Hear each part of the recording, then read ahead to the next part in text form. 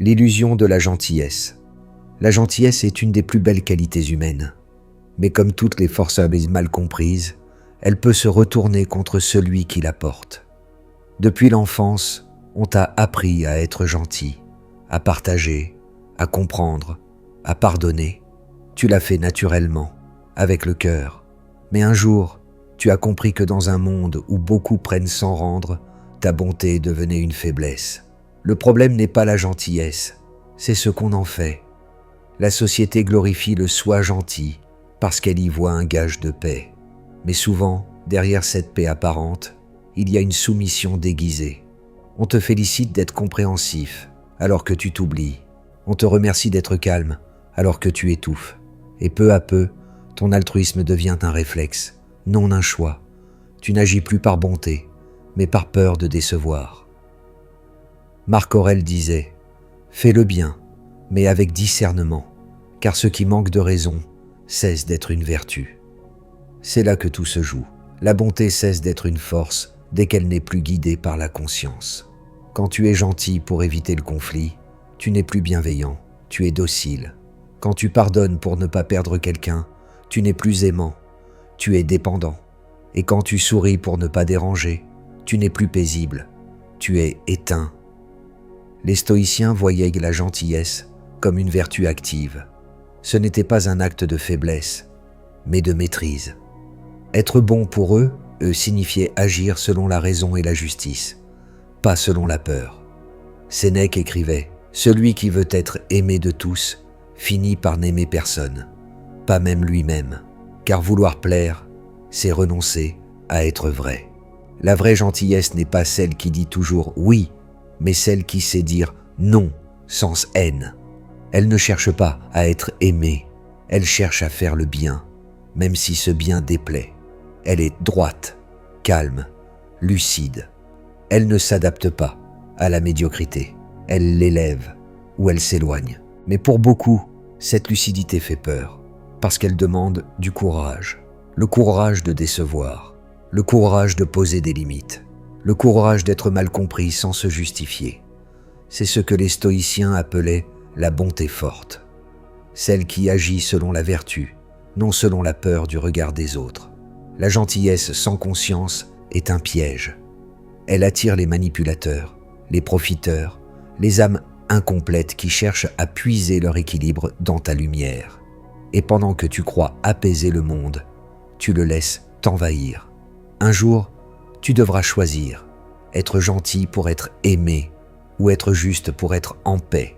Le premier t'épuise, le second te libère, car la vraie bonté ne demande pas la reconnaissance.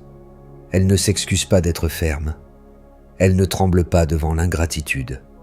Elle agit simplement, comme le soleil éclaire, sans attendre qu'on le remercie. Les blessures cachées des âmes trop gentilles. Derrière chaque personne trop gentille, il y a une histoire, une enfance où le calme était récompensé, où l'on apprenait à se taire pour éviter les disputes, où le sourire devenait un bouclier. Et à force de vouloir la paix, on a oublié la vérité. Être trop gentil, ce n'est pas un trait de caractère, c'est souvent une stratégie de survie. Tu as appris à apaiser les autres avant toi-même, à deviner leurs émotions avant de comprendre les tiennes. Tu t'es construit dans le miroir du besoin des autres, et sans t'en rendre compte, tu as fait de la bonté une armure. Mais cette armure, un jour, commence à peser. Tu dis oui, même quand tu es épuisé.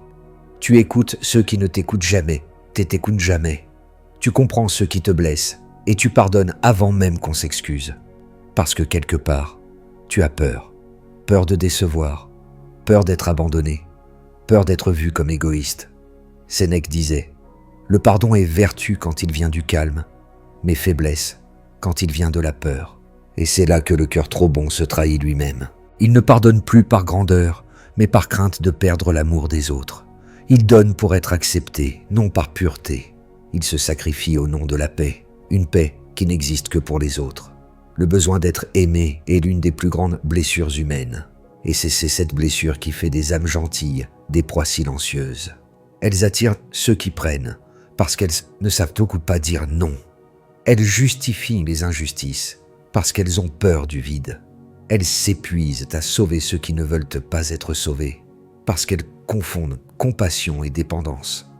Mais la vérité, c'est que tu ne peux pas guérir les autres en te blessant toi-même. Tu ne peux pas aimer pleinement si tu t'oublies dans le processus. Marc Aurèle écrivait « L'homme qui veut tout apaiser finit par troubler sa propre âme. » Ce n'est pas ta bonté qu'il faut éteindre, c'est ton besoin d'être validé par elle. Les stoïciens ne rejetaient pas la compassion, au contraire, mais ils savaient qu'elle devait naître d'un centre solide. Ils disaient « Sois bon, mais ne sois pas poreux. Aide, mais sans te perdre. Pardonne, mais sans t'oublier. Le monde n'a pas besoin de ta souffrance pour aller mieux. Alors oui, sois gentil, mais pas au point de devenir invisible. Sois compréhensif, mais pas au point d'accepter l'inacceptable. Sois aimant, mais pas au point de te trahir toi-même. Parce que la vraie bonté, celle que les stoïciens appelaient vertu, ne cherche pas à être aimé, elle cherche à être juste. Et celui qui agit justement ne se vide jamais, car sa force vient de la clarté, pas de la soumission. Un jour, tu comprendras que dire non n'est pas une fermeture, c'est un acte d'amour envers toi-même. Et c'est à ce moment-là que ta gentillesse redeviendra ce qu'elle aurait toujours dû être. Non pas une blessure qui saigne, mais une lumière qui éclaire sans se consumer. Les 10 signes que ta gentillesse est devenue faiblesse. 1. Tu dis oui quand ton cœur dit non. C'est le signe le plus subtil, mais aussi le plus dangereux. Dire oui quand ton cœur dit non, c'est trahir ta propre vérité au nom d'une paix qui n'existe pas. Chaque fois que tu le fais, tu offres un morceau de ton énergie à quelqu'un qui ne la mérite pas toujours. Tu souris, tu acquiesces, tu rassures.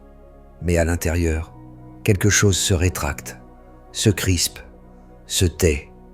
Le monde t'a appris à croire que dire non est une forme de dureté. Mais pour le stoïcien, c'est tout l'inverse.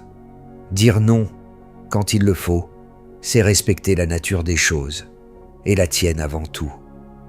Marc Aurèle disait « Ce qui ne t'est pas conforme n'a pas à être accueilli. » Le non n'est pas une fermeture, c'est un acte de lucidité. C'est poser la limite entre ce qui t'élève et ce qui t'épuise. Mais l'âme trop gentille ne supporte pas l'idée de blesser. Elle a peur de passer pour froide, égoïste, insensible. Alors elle dit oui, par automatisme, espérant maintenir une harmonie fragile. Et chaque oui donné contre ton gré devient une petite fissure dans ton intégrité. Tu finis par ne plus savoir ce que tu veux réellement. Sénèque écrivait « Celui qui cherche à plaire à tous cesse d'être un homme, il devient une ombre. » C'est exactement ce qui se passe quand ta bonté devient contrainte. Tu n'existes plus dans tes choix. Tu te transformes en surface lisse, toujours accommodante, toujours disponible, mais intérieurement vide. Le plus cruel, c'est que personne ne s'en aperçoit. Les autres s'habituent à ton oui. Ils croient que tu es fort, généreux, inépuisable. Ils prennent ton consentement pour de la volonté et ton silence pour de la paix. Mais ce qu'ils ignorent, c'est que chaque fois que tu t'effaces, tu t'éloignes un peu plus de toi-même. Les stoïciens disaient que la vertu ne peut naître que dans la cohérence. Être bon sans vérité, c'est être faux. La véritable bonté ne se contredit pas, redit. Elle dit oui quand le cœur et la raison s'accordent, et non quand l'un des deux refuse. Car la paix intérieure n'est pas dans la complaisance, elle est dans l'alignement. Alors, la prochaine fois que ton cœur proteste pendant que ta bouche sourit, écoute ce battement discret en toi. C'est ta boussole. Ce non intérieur n'est pas de la colère, c'est une vérité qui cherche à te protéger. Et chaque fois que tu l'ignores, tu enseignes aux autres que ton respect a un prix, leur confort. Mais le stoïcien, lui, sait qu'il vaut mieux blesser par la vérité que se trahir par gentillesse. Il sait que le non est un acte d'amour, un amour de soi d'abord, qui seul rend possible l'amour des autres, car tu ne peux pas offrir la paix si tu la voles à ton propre cœur. 2. Tu excuses ceux qui ne s'excusent jamais. C'est l'un des plus grands pièges des cœurs trop bons. Trouver des excuses à ceux qui t'ont blessé, comme si comprendre l'autre suffisait à effacer la douleur. Tu dis « il ne voulait pas me faire de mal ». Il traverse une période difficile. Il ne sait pas aimer autrement. Et peu à peu, tu transformes la maltraitance en circonstance. Mais les stoïciens l'avaient compris depuis longtemps. Comprendre n'est pas pardonner. Épictète disait « comprendre la nature d'un homme ne signifie pas justifier ses fautes ». Tu peux saisir la cause sans effacer la conséquence. Tu peux compatir sans t'oublier. Car chaque fois que tu excuses quelqu'un qui ne s'excuse pas, tu portes à sa place le poids de sa faute. Tu nettoies ce qui l'a sali, en croyant que ton pardon le guérira. Mais la vérité, c'est que ton pardon n'atteint pas ceux qui ne se sentent pas coupables. Il ne les élève pas, il les déresponsabilise. Et plus tu pardonnes sans reconnaissance, plus tu enseignes aux autres qu'ils peuvent te blesser sans conséquence. Sénèque écrivait « La bonté sans discernement est une faiblesse que les autres appellent vertu. » Et cette phrase est d'une dureté nécessaire. Elle nous rappelle que le pardon est noble seulement lorsqu'il vient d'un lieu de force, non d'un besoin d'être aimé. Le cœur trop bon, lui, pardonne pour ne pas perdre le lien. Il espère qu'en restant compréhensif, il transformera la dureté en tendresse. Mais la compassion mal placée devient une cage. Tu finis par protéger ceux qui t'ont blessé et par te blâmer pour leur manque d'humanité. Tu crois être sage, mais tu n'es qu'épuisé. Marc Aurèle disait « Fais le bien, mais garde ton âme en paix. Si ton bien te détruit, il ne vient pas de la raison. » Le stoïcien ne refuse pas le pardon, mais il le donne avec lucidité. Il ne confond pas compréhension et acceptation. Il sait que certaines blessures se demandent non pas des excuses, mais de la distance. Quand tu excuses quelqu'un qui ne s'excuse jamais, tu romps un contrat sacré avec toi-même. Tu renonces à ton propre respect pour préserver une illusion d'harmonie. Mais l'harmonie construite sur l'injustice n'est qu'un silence temporaire. Elle finit toujours par exploser, dans ton corps, dans ton esprit, dans ta fatigue. Alors apprends à ne plus être le réparateur de tout. Tu n'as pas à comprendre tout le monde, tu n'as pas à absorber toutes les douleurs. Tu as le droit de dire « Ce n'est pas à moi de guérir ce que je n'ai pas blessé ». Le vrai pardon stoïcien ne s'offre pas pour apaiser l'autre, il se donne pour libérer ton cœur. Et parfois, la meilleure forme de pardon, c'est le silence et la distance. Ne confonds plus la gentillesse avec l'oubli de soi, car ce que tu excuses sans réciprocité, tu le nourris, et ce que tu nourris sans conscience te consume lentement. Apprends à regarder sans justifier, à comprendre sans tout accepter. C'est là que ta bonté redevient sagesse, non plus une faiblesse qui s'efface, mais une force tranquille qui choisit à qui elle s'offre. 3. Tu crois que comprendre, c'est tout pardonner. Tu as ce don rare, celui de comprendre. Tu lis les silences, tu vois au-delà des mots, tu devines les blessures derrière les comportements. Et c'est beau, profondément humain. Mais un jour, tu as commencé à confondre comprendre et absolvoir. Tu as cru qu'en saisissant les raisons d'un acte, tu devais forcément en accepter les conséquences. Tu as dit « Je comprends pourquoi il m'a menti. Je comprends pourquoi elle m'a blessé. » Et dans ces phrases, il y avait à la fois ta lumière et ta blessure. Car comprendre ne guérit pas. Comprendre ne justifie pas. Comprendre, c'est voir clair, pas s'effacer. Les stoïciens, eux, faisaient la distinction avec une rigueur admirable. Sénèque disait « Comprendre la cause du mal ne rend pas le mal juste. » L'esprit sage cherche la clarté, non l'excuse. Il veut savoir pourquoi, non pour tolérer, mais pour se libérer de l'incompréhension. La compréhension véritable n'est pas une porte ouverte à tout. C'est une lumière qu'on allume pour ne plus trébucher dans l'obscurité. Mais les âmes trop bonnes en font un fardeau. Elles transforment leur empathie en cage. Elles se disent « S'il agit ainsi, c'est qu'il souffre ». Et elles finissent par porter la douleur de l'autre comme si c'était la leur. Elles s'excusent pour deux, aiment pour deux, supportent pour deux. Et dans ce déséquilibre, elles s'épuisent lentement. Marc Aurèle écrivait « L'homme sage comprend tout, mais n'accepte pas tout. » Tertiaire. Il savait que la bonté ne consiste pas à tout absorber, mais à discerner ce qui est juste. Car quand tu pardonnes tout sous prétexte de compréhension, tu transformes ta sagesse en faiblesse. Et ce qui était ta force devient ton fardeau. Tu crois faire preuve de grandeur, mais en réalité tu t'éteins doucement, par peur d'être dur, par peur d'être mal compris. Mais il n'y a rien de cruel dans la clarté. Il n'y a rien d'impitoyable dans le fait de dire « Je te comprends, mais je ne peux pas tout accepter ». Au contraire, c'est là que naît la vraie compassion.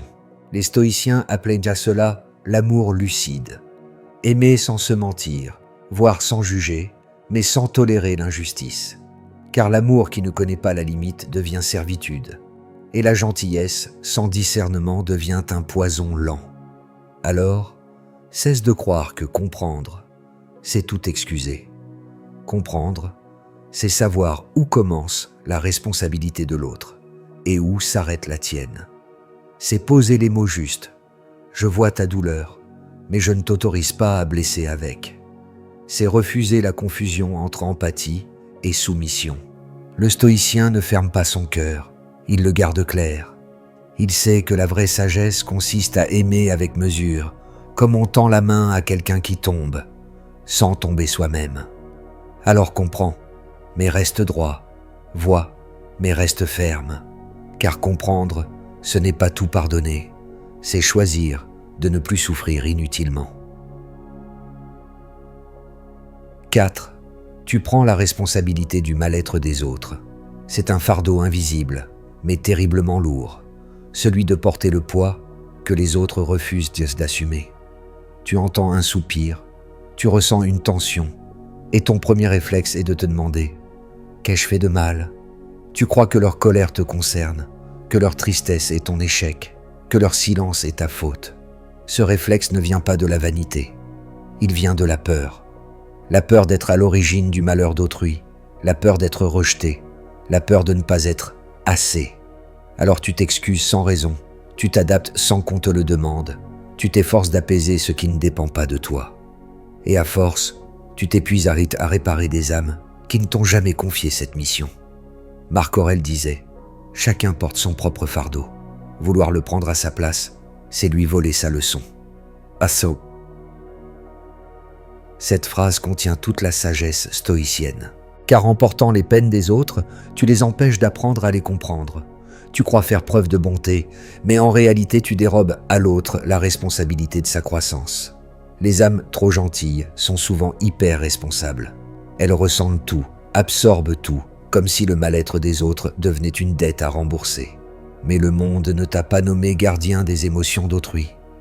Tu es responsable de tes intentions, pas de leurs interprétations. Tu peux offrir ton écoute, mais tu ne peux pas porter leur ciel sur tes épaules. Sénèque écrivait « Celui qui prend la faute de tous finit par ne plus savoir où commence la sienne. » Et c'est exactement ce qui t'arrive, à force de t'excuser pour des choses que tu n'as pas causées. Tu perds le sens de ta propre responsabilité. Tu ne vis plus selon ta vérité, mais selon la météo émotionnelle des autres. Les stoïciens avaient un mot pour cela, l'asservissement moral. C'est quand ton esprit devient dépendant de la stabilité d'autrui. Tu crois qu'en gardant tout le monde calme, tu garderas la paix. Mais la paix forcée est une illusion. Elle t'use, elle te vide, elle t'éloigne de toi-même. Le stoïcien, lui, distingue clairement. Il aide sans se confondre. Il écoute sans absorber. Il compatit sans se dissoudre. Car il sait que la vraie aide ne consiste pas à soulager les autres, mais à leur rappeler qu'ils peuvent se relever eux-mêmes. Alors, la prochaine fois que tu sens la tristesse d'un autre t'envahir, respire et répète intérieurement « Ce n'est pas à moi de porter cela. Offre ta présence, pas ton équilibre.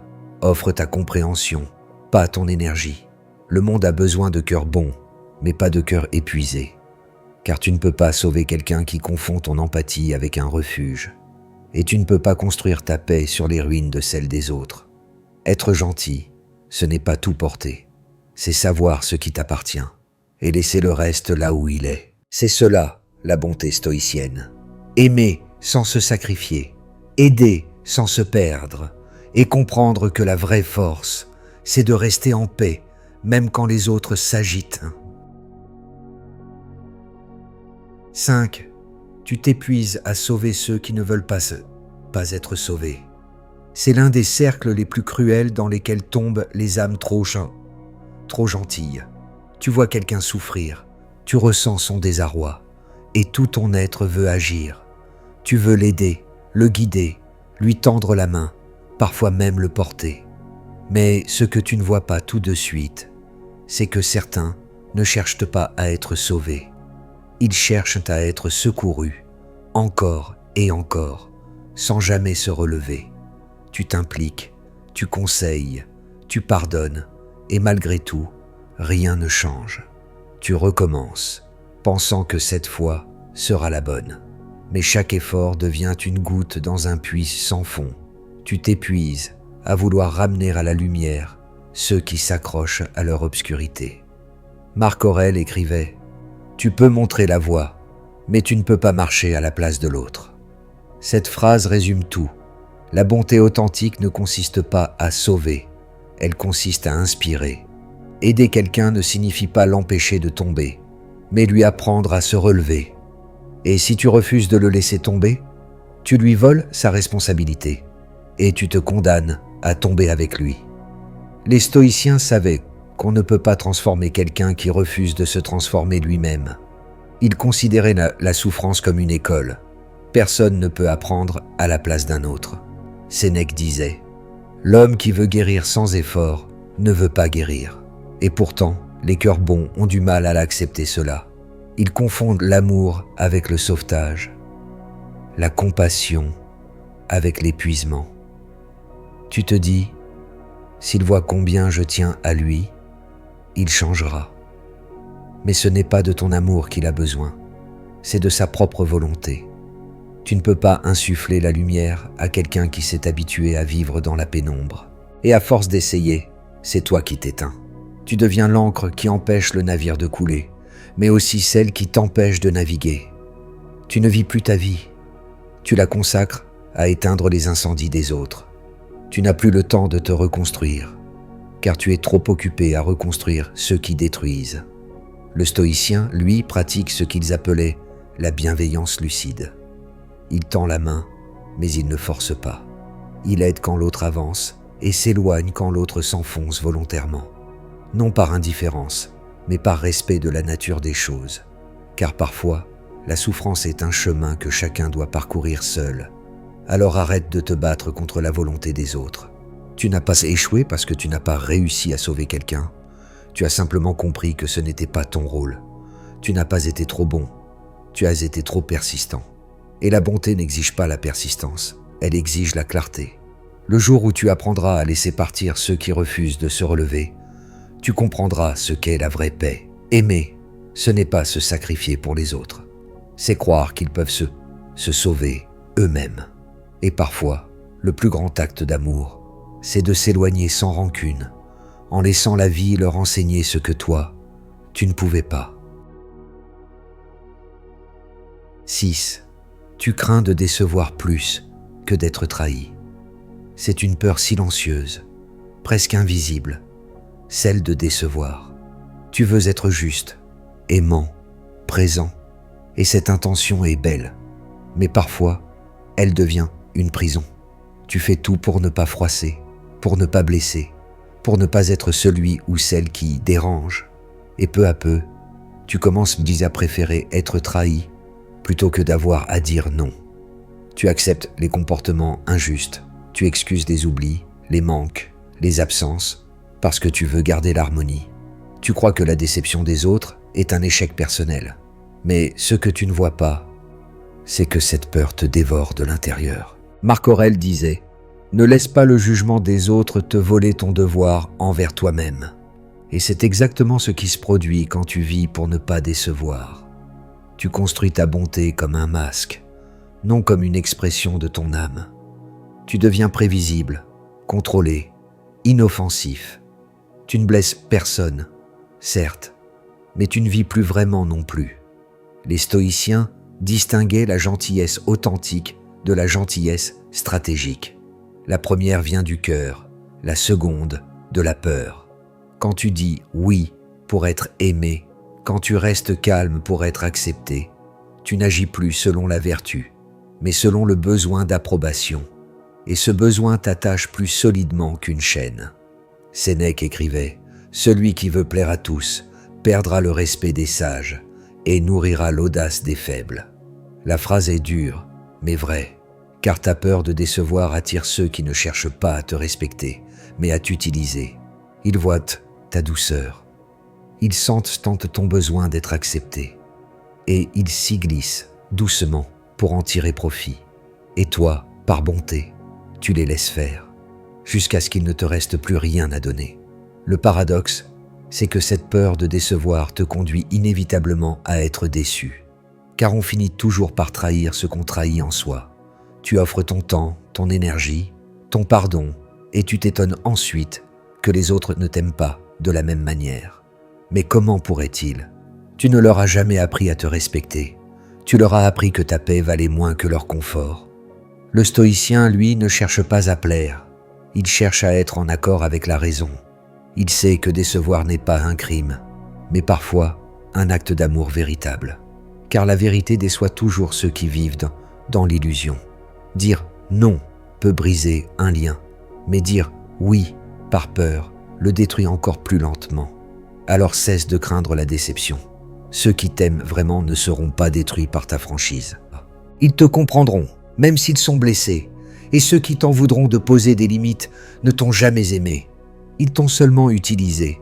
Tu n'as pas été créé pour être irréprochable, mais pour être réel. Et parfois, la bonté la plus pure consiste à accepter d'être mal compris. Le stoïcien ne fuit pas la déception. Il l'accueille comme un signe qu'il reste fidèle à lui-même. Car il vaut mieux décevoir 100 personnes que se trahir une seule fois. 7. Tu choisis la paix au prix de ta vérité. C'est le piège le plus noble et le plus tragique à la fois, celui de préférer la paix à la vérité. Tu détestes le conflit, le bruit, la tension. Alors tu te tais. Tu dis « ce n'est rien, ce n'est pas grave », alors que ton cœur brûle de ce que tu n'as pas dit. Tu fais passer l'harmonie avant la sincérité et, peu à peu, tu construis autour de toi une paix mensongère. Les stoïciens appelaient cela l'ordre sans vérité, une forme d'harmonie extérieure qui masque le chaos intérieur. Marc Aurèle écrivait « Ce qui est calme à la surface, mais agité au fond, n'est pas paix, c'est faiblesse. » Oh, et c'est exactement cela. Tu gardes le silence, non par sagesse, mais par peur de déranger. Tu veux éviter la tempête, alors tu t'enterres dans le calme. Mais ce calme n'est pas la paix, c'est la fatigue de celui qui a trop cédé. C'est le souffle court de celui qui porte une vérité qu'il n'a jamais dite. Chaque fois que tu ravales une parole, tu enseignes aux autres que ton silence est une permission.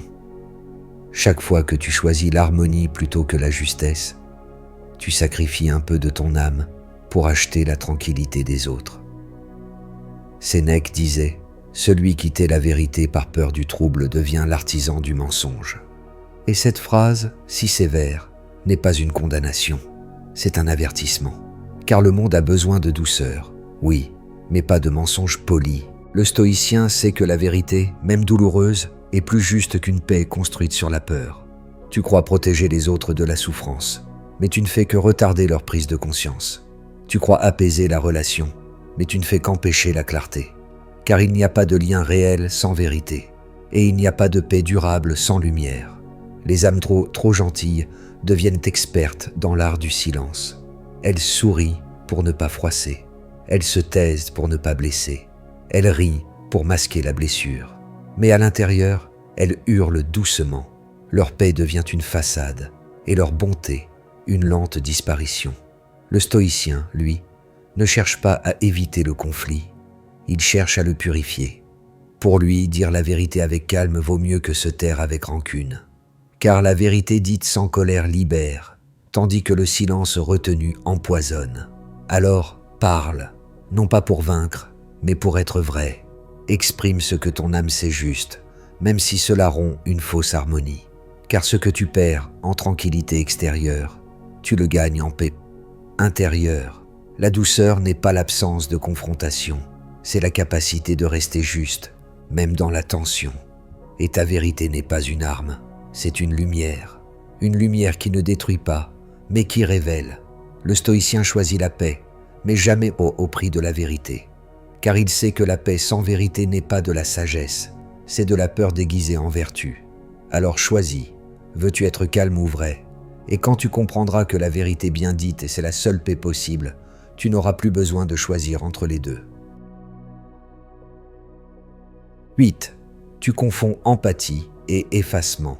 C'est l'une des confusions les plus subtiles et aussi la plus destructrice. L'empathie est une lumière, mais quand tu la portes trop près de toi, elle te brûle. Tu crois que ressentir profondément les autres, c'est une forme de noblesse. Et c'en est une. Jusqu'à ce que tu oublies où tu termines et où il commence. L'âme empathique capte tout. La fatigue dans la voix, le tremblement dans un regard, le malaise qu'on ne dit pas. Et sans même qu'on le lui demande, elle s'ajuste, se plie, se tait. Elle devient le miroir des émotions d'autrui. Et dans ce reflet, elle s'efface. Les stoïciens comprenaient la compassion, mais ils la distinguaient de la contagion émotionnelle.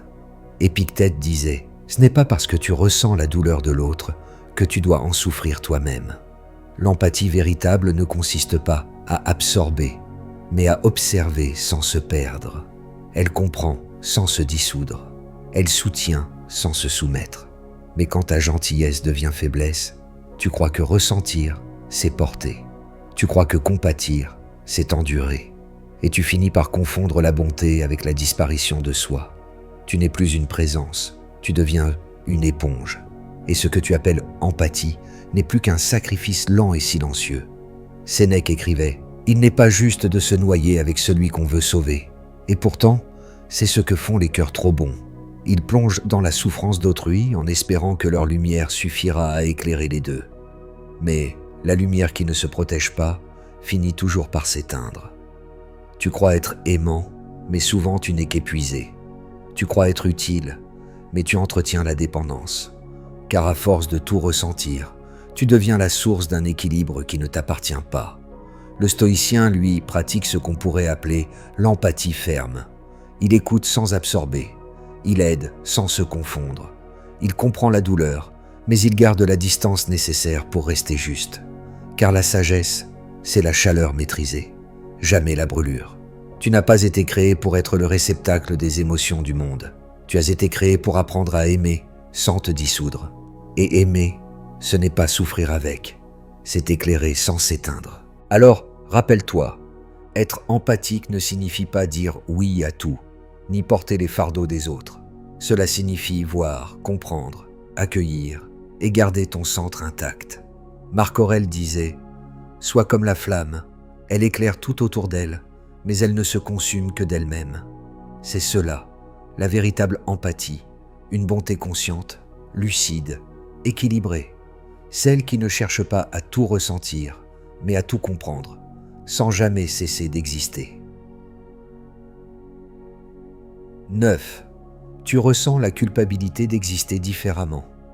C'est une douleur que peu osent avouer, celle de se sentir coupable d'être soi-même. Tu es trop lumineux dans un monde qui préfère la grisaille, trop calme dans un univers qui valorise le bruit, trop profond dans une époque qui aime la surface. Et sans t'en rendre compte, tu commences à te cacher. Tu minimises tes réussites, tu retiens tes mots, tu fais semblant d'être comme les autres pour ne pas déranger. Tu t'excuses d'aller bien quand les autres vont mal, tu te sens mal de réussir là où ils échouent. Ta différence devient un fardeau, et ta lumière, une faute à dissimuler. Marc Aurèle disait « Ne rougis pas de ta nature. Si elle est droite, suis-la. Si elle est pure, défends-la. » Mais les âmes trop gentilles ont du mal à s'en convaincre. Elles ont peur de briller, parce qu'elles savent que la lumière attire autant l'admiration que la jalousie.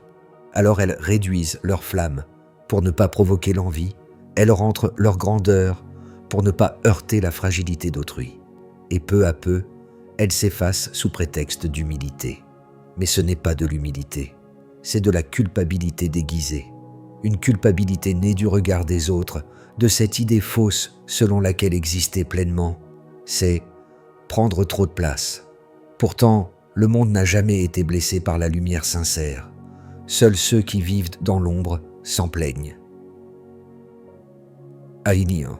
Sénèque écrivait « Il n'est pas juste de s'éteindre pour apaiser les yeux de ceux qui refusent la clarté. » Et c'est là que réside la vérité stoïcienne. Être soi-même n'est jamais une offense.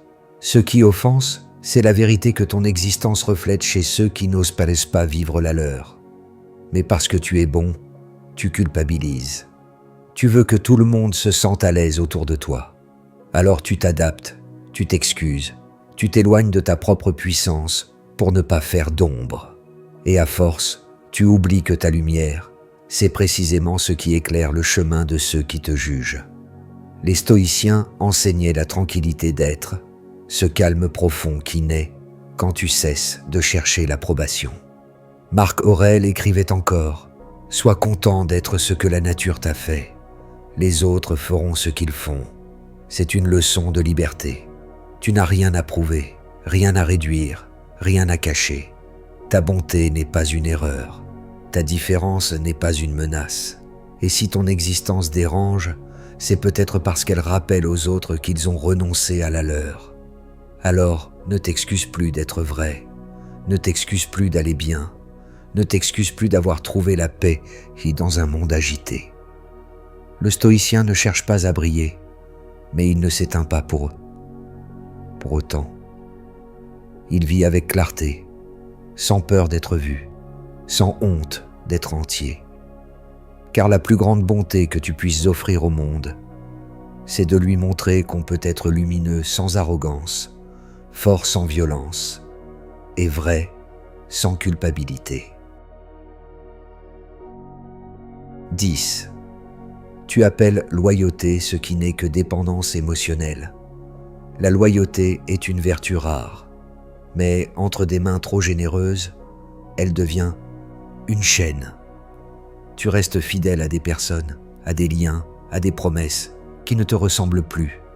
Tu dis « je ne veux pas abandonner », mais que ce que tu refuses d'abandonner, ce n'est pas l'autre, c'est ton rôle de sauveur. Tu confonds la loyauté avec l'attachement, et l'attachement avec le devoir. Tu restes dans des relations où tu n'es plus respecté, parce que partir te semble cruel. Tu continues à donner, même quand on ne te donne plus rien. Tu restes par habitude, par peur de décevoir, par honte d'être ingrat. Mais le stoïcien, lui, ne confond jamais la loyauté et la servitude. Sénèque disait « La fidélité ne consiste pas à se soumettre, mais à demeurer juste. Rester fidèle à ce qui est injuste n'est pas vertu, c'est oubli de soi. La loyauté véritable n'exige pas que tu t'abaisses, mais que tu restes intègre. » Marc Aurèle écrivait « Reste loyal à la vérité avant de l'être aux hommes. » Et cette phrase devrait être gravée dans le cœur de toutes les âmes trop gentilles, car souvent tu restes fidèle à des relations qui te consument, à des amitiés à sens unique, à des familles qui n'écoutent que leur propre écho. Tu crois que partir serait trahir, mais c'est rester qui te trahit. Tu continues à pardonner par loyauté, à te taire par respect, à t'effacer par habitude. Tu te dis « je lui dois bien ça », mais que te doit-il lui ?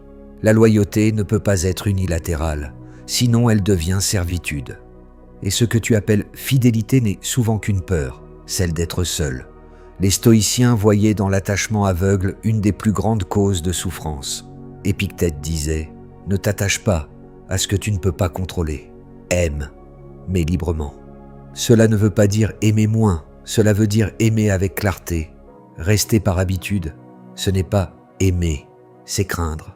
C'est refuser de regarder la vérité en face, que certaines connexions s'usent, que certaines affections meurent et que les liens qui te détruisent ne sont pas sacrés, mais toxiques. Le stoïcien reste loyal, oui, mais d'abord à sa raison, à sa dignité, à sa paix intérieure. Il sait qu'on ne trahit pas, en partant, quand on s'en va pour préserver la justesse. Car il n'y a pas de loyauté sans respect mutuel, et pas d'amour sans équilibre. Alors, demande-toi, es-tu fidèle à l'autre ou à ton besoin d'être nécessaire? Restes-tu par amour ou par peur d'être seul? Ces réponses déterminent si ta loyauté est sagesse ou servitude. Tu n'as pas été créé pour être un pilier pour ceux qui s'effondrent volontairement. Tu n'as pas à rester dans les chaînes que tu appelles fidélité. La loyauté n'est pas de t'oublier, c'est de rester vrai, même quand cela signifie partir. Sénèque disait encore, celui qui demeure dans le faux par loyauté a cessé d'être loyal. Alors, choisis la vérité, même si elle isole, car cette solitude-là n'est pas un abandon, c'est une renaissance. Ce que les stoïciens disaient de la bonté. Les stoïciens n'ont jamais méprisé la bonté. Au contraire, ils la plaçaient parmi les plus hautes vertus. Mais pour eux, la bonté n'était pas une émotion, ni un élan incontrôlé du cœur. C'était un acte de raison, une harmonie entre la sagesse, la justice et la maîtrise de soi. Autrement dit, être bon, oui, mais avec lucidité. Marc Aurèle écrivait « La bonté doit être comme la flamme, naturelle, tranquille et impossible à éteindre. » Il ne disait pas « comme un feu dévorant », mais comme une flamme. Car la bonté véritable n'explose pas, elle éclaire. Elle ne cherche pas à prouver, elle agit simplement selon la vertu. Sénèque, lui, allait plus loin. Il affirmait que la bonté devient faiblesse quand elle se détache de la raison. Aimer sans discernement n'est pas une vertu, c'est une abdication. Être bon, c'est vouloir le bien, mais pas au prix du vrai, ni au prix de soi. Celui qui confond bonté et tolérance absolue ne fait pas le bien, il entretient le désordre. Pour les stoïciens, la bonté devait être active et juste. Elle devait agir dans le cadre du devoir moral, non dans la recherche de l'approbation. Il disait « Ne sois pas bon pour être aimé, sois bon parce que c'est juste ». Cette nuance change tout, car quand ta bonté dépend du regard des autres, elle cesse d'être vertu, elle devient dépendance. Épictète enseignait à ses disciples à pratiquer la bienveillance sans jamais se laisser manipuler par elle. Il disait « Aide les autres, mais souviens-toi que tu n'es pas responsable de leurs réactions ». C'est l'essence même du stoïcisme, agir selon sa conscience et lâcher prise sur tout ce qui échappe à notre contrôle. Autrement dit, fais le bien, mais n'attends ni reconnaissance ni gratitude. Fais-le parce que c'est ce que ferait un homme en accord avec la nature. La bonté stoïcienne est donc une force tranquille. Elle n'a pas besoin de se défendre, ni de se justifier. Elle n'a pas peur de poser des limites, car elle sait que dire non peut être un acte d'amour. Elle ne cherche pas à plaire, mais à servir la vérité. Marc Aurèle le résumait ainsi. « Sois bon envers les hommes, non parce qu'ils le méritent, mais parce que c'est ta nature. » Cette phrase n'appelle ni soumission, ni naïveté. Elle enseigne la cohérence. Ta bonté ne doit pas dépendre du comportement d'autrui, mais de ton propre idéal moral. Sinon, tu deviens leur reflet, non ta lumière. Et c'est là le plus haut niveau de la sagesse stoïcienne. Faire le bien sans s'attacher aux résultats, aimer sans attente, agir sans peur, non pas par indifférence, mais parce que ta paix ne dépend plus de la reconnaissance. Être bon dans le sens stoïcien, c'est être libre. Libre de la colère, libre de la peur, libre du besoin d'être compris. La bonté n'est pas une blessure, c'est une posture intérieure, une verticalité calme face au chaos du monde. Le sage ne se vante pas d'être bon, il l'est, simplement. Et c'est dans ce silence tranquille que réside sa véritable puissance. Comment redevenir fort sans devenir dur? C'est là tout l'art du stoïcien. Retrouver la force sans perdre la douceur, car le monde te pousse souvent à choisir. Soit t'es fort, soit t'es bon. Mais cette opposition est fausse. La vraie force n'exclut pas la bonté. Elle la protège. Beaucoup, après avoir été trop gentils, basculent dans l'autre extrême. Ils deviennent froids, fermés, méfiants. Ils confondent la paix avec l'indifférence, la fermeté avec la dureté. Mais ce n'est pas guérir, c'est construire une armure sur une blessure encore ouverte. Marc Aurèle disait « Le meilleur moyen de se défendre contre la cruauté est de ne pas lui ressembler. » Cela ne veut pas dire tendre la joue à l'injustice, mais refuser de devenir ce qu'on déteste. Le stoïcien sait que la vengeance, la rancune et la fermeture sont des poisons plus lents que la trahison elle-même. Alors il choisit une autre voie, la force tranquille. Redevenir fort, c'est d'abord retrouver ton axe intérieur, ce point fixe en toi que personne ne peut atteindre, ni flatter, ni abîmer. Les stoïciens l'appelaient l'hégémonikon, le siège de la raison, le centre de la maîtrise. C'est là que réside ton pouvoir. Ce n'est pas un mur, c'est une colonne. Elle ne repousse pas le monde, elle te garde droit quand le monde vacille. Sénèque enseignait « La fermeté n'est pas la dureté, mais la constance dans le juste. » Être fort sans devenir dur, c'est dire non sans colère, poser des limites sans ressentiment et s'éloigner sans mépris. Ce n'est pas fuir, c'est choisir où tu places ton énergie. La force stoïcienne n'a rien de brutal. C'est une force claire, stable, consciente. Elle ne se prouve pas, elle s'impose par sa présence. Tu n'as pas besoin de crier pour être respecté, ni d'écraser pour exister. La vraie puissance est silencieuse. Elle se manifeste dans le regard calme de celui qui n'a plus besoin de convaincre. Pour redevenir fort, tu dois d'abord accepter de ne plus plaire, car toute ta faiblesse venait de là, de vouloir être compris, approuvé, aimé de tous. Le jour où tu cesseras d'en dépendre, ta force renaîtra naturellement, non pas en opposition au monde, mais en accord avec toi-même. Marc Aurèle écrivait encore « Reste droit, même si personne ne t'y encourage. » C'est le secret de la résilience stoïcienne. Agir selon ta nature, même dans le désordre des autres. Tu n'as pas besoin de durcir ton cœur, seulement de le clarifier. La dureté ferme, la clarté libère. Redevenir fort sans devenir dur, c'est transformer la blessure en sagesse. C'est comprendre que la douceur n'est pas faiblesse, mais courage. C'est choisir d'aimer encore, mais avec discernement. C'est tendre la main sans s'y enchaîner.